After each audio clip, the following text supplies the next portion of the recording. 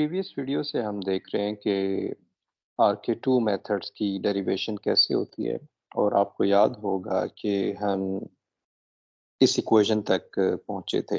यहाँ पर tn+1 हमारे पास LTE है, जैसे कि लोकल ट्रंकेशन एरर। हर आइट्रेशन पे जो एरर है उसको हम लोकल ट्रंकेशन एरर कहते हैं।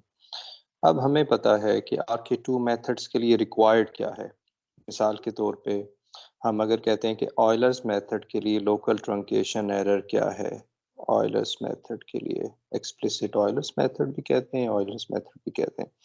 इसके लिए रिक्वायर्ड है कि ऑर्डर ऑफ h स्क्वायर होना चाहिए, ठीक है। लेकिन जो ग्लोबल एरर होता है एक्सप्लिसिट ऑयलर्स का, वो ऑर्डर ऑफ h का होता है, ठीक। इसी तरह से जब आप RK2 मेथड की बात करते हैं तो RK2 मेथड के लिए आपका जो लोकल ट्रंकेशन एरर है वो होना चाहिए ऑर्डर ऑफ h क्यूब का। तो अगर order of h cube answer आना चाहिए तो अभी यहाँ पर कौन कौन से ऑर्डर हैं। मिसाल के तौर पे अगर आप इसको देखेंगे तो ये ऑर्डर ऑफ h है, यानी कि यहाँ पर h इन्वॉल्व हो रहा है। ऑर्डर ऑफ h हम नहीं कहेंगे, हम सिंपली कहेंगे कि यहाँ h आ रहा है और इसमें हमारे पास h स्क्वायर आ रहा है और फिर हमारे पास h क्यूब आ रहा है। तो जिसका मतलब ये है कि अगर ऑर्डर ऑफ h क्यूब मुझे चाहिए तो मुझे क्या करना होगा कि जो बाकी टर्म्स हैं, h वाली टर्म्स हैं, h और h स्क्वायर के कोफिशिएंट्स उसे 0 रखने होंगे। तो इसको हम इक्वेशन नंबर 1 कह देंगे। In equation 1 we get order of h cube if, अब हम क्या करेंगे कि h का कोफिशिएंट 0 कर देंगे, 1 minus b1 minus b2 is equal to 0, 1 minus 2b2 alpha is equal to 0, यानी कि ये कोफिशिएंट हमने 0 कर दिया जो कि रेड कलर में है। इसी तरह हमारे पास आ जाएगा 1 minus 2b2 beta is equal to 0। इसको आप इक्वेशन नंबर 2 कह दें, इक्वेशन नंबर 3 कह दें और इसको आप इक्वेशन नंबर 4 कह दें। यहाँ पर अगर आप देखें हमारे पास 3 इक्वेशंस हैं, 3 इक्वेशंस, और अननोन्स कितने हैं। अननोन हमारे पास हैं b1 b2 अल्फा बीटा। तो लीनियर अलजेब्रा में हमें पता है ये हमारे पास अननोन्स हैं। लीनियर अलजेब्रा में हमें पता है कि 3 इक्वेशंस हों और 4 अननोन्स हों तो वो इनकंसिस्टेंट प्रॉब्लम होता है। इसका हम हल क्या निकालें। यहाँ हम इन इक्वेशन को सॉल्व नहीं कर सकेंगे, लेकिन हम इसका हल ये कर सकते हैं कि हम यहाँ पर एक फ्री वेरिएबल यूज़ कर लेंगे। तो हमारे पास होगा for example from equation 2 implies b1 is equal to 1 minus b2। इसी तरह से इक्वेशन 3 gives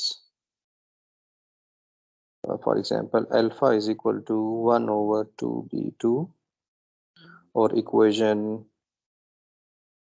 हमारे पास 4 है that gives beta is equal to 1 over 2b2, same हमें मिल रहा होगा।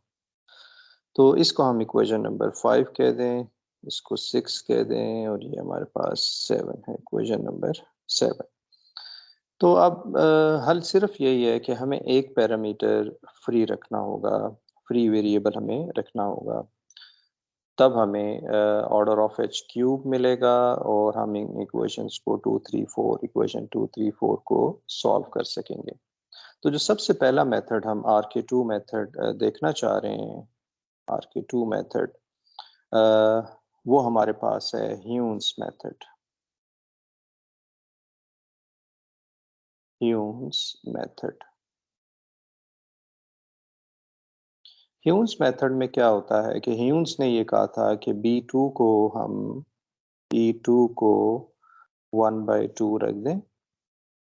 इसका मतलब है जब B2 को 1/2 रखेंगे तो इक्वेशन 5 से हमें इक्वेशन 5 से मिल रहा होगा B1 इज इक्वल टू 1/2। इसी तरह से जब B2 को 1/2 रखेंगे तो इक्वेशन 6 से हमें पता चल रहा होगा अल्फा होगा हमारे पास, यस अल्फा होगा, ये 1 आ जाएगा। और इक्वेशन नंबर 7 से हमें मिल जाएगा बीटा इज इक्वल टू 1। तो B1 1/2 है, अल्फा और बीटा हमें 1 मिल रहे हैं। तो इसको समराइज करके यहाँ लिख लेते हैं कि B1 ह्यून्स मेथड के लिए 1/2 होगा, अल्फा हमारे पास 1 होगा, बीटा हमारे पास 1 होगा। तो अब आप चलिए अपनी जो जहाँ से आपने शुरू किया था, हमने लिखा था yn plus 1 yn plus h, capital F को हमने लिखा था B1 f of ty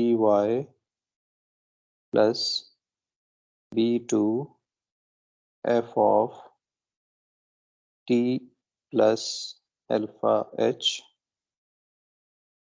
y, ये मुझे नेक्स्ट लाइन में लिखना होगा y plus beta h f।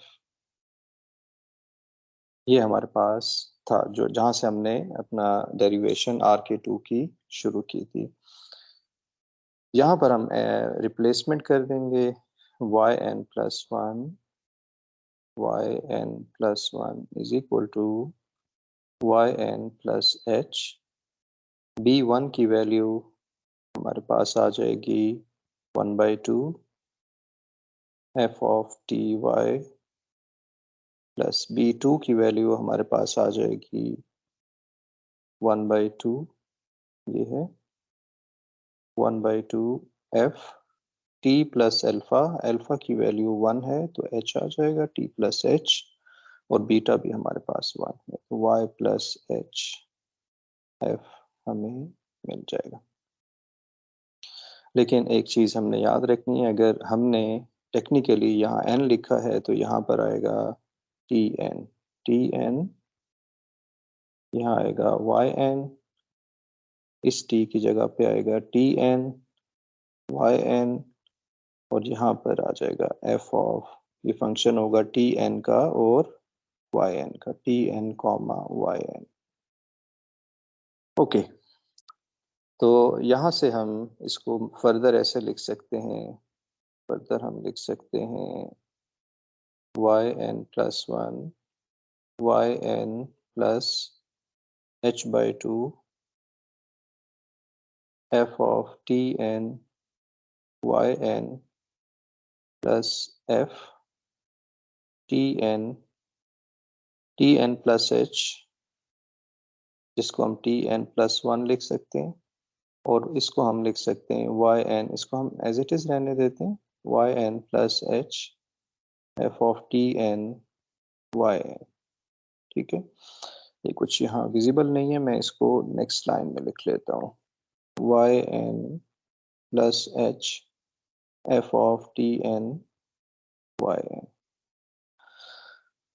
तो ये हमारे पास एक्सप्लिसिट इम्प्लिसिट मेथड है जो कि ह्यून्स मेथड है। इसमें अगर आप देखें फर्दर हम इसको लिखते हैं, फिर हमें ये क्लियर हो जाएगा yn plus 1 yn h/2 f of tn yn f of tn plus 1 yn plus yn plus 1 हम इसको लिख सकते हैं, क्योंकि ये आपको नजर पता चल रहा है कि ये ऑयलर्स मेथड है। yn plus 1 की जगह पे हम yn plus h f of tn yn हमें मिल रहा है। n की वैल्यू आप ग्रेटर देन 0 जो कि इंटीजर आप चूज कर सकते हैं। तो ये हमारे पास था। अगर आप इसको देखें तो ये ऑयलर्स मेथड था, और यहाँ पर ये ऑयलर्स मेथड है, और यहाँ पर ये अननोन है। तो अगर आप इसे देखें तो ये हमारे पास है unknown in terms of unknown, और ये हमारे पास ह्यून्स मेथड है, ह्यून्स मेथड, और ये होता है RK2 method, RK2 method. Okay, और ये इम्प्लिसिट मेथड है क्योंकि unknown in terms of unknown है, तो ये हमारे पास है इम्प्लिसिट मेथड, इम्प्लिसिट मेथड। तो ये हमने डेरिवेशन कर ली है ह्यून्स मेथड की, और इस ह्यून्स मेथड को आमतौर पे मॉडिफाइड ऑयलर्स मेथड भी कहा जाता है। ये हमारे पास होता है मॉडिफाइड ऑयलर्स मेथड। आप देख रहे हैं कि हमने RK2 मेथड से की डेरिवेशन से शुरू किया, लेकिन RK2 मेथड इट्सेल्फ कोई एक मेथड नहीं होता, ये बेसिकली मुख्तलिफ मेथड्स होंगे। और आप यहाँ पर ये भी देख रहे हैं कि जब हमने वैल्यूज़ यहाँ B2 की पुट की, तो ये B2 तो कुछ भी रखा जा सकता है। तो B2 की वैल्यू इन्फिनिटली मैनी वैल्यूज़ आप रख सकते हैं, तो इन्फिनिटली मैनी RK2 मेथड्स आप डिराइव कर सकते हैं। Thank you for watching.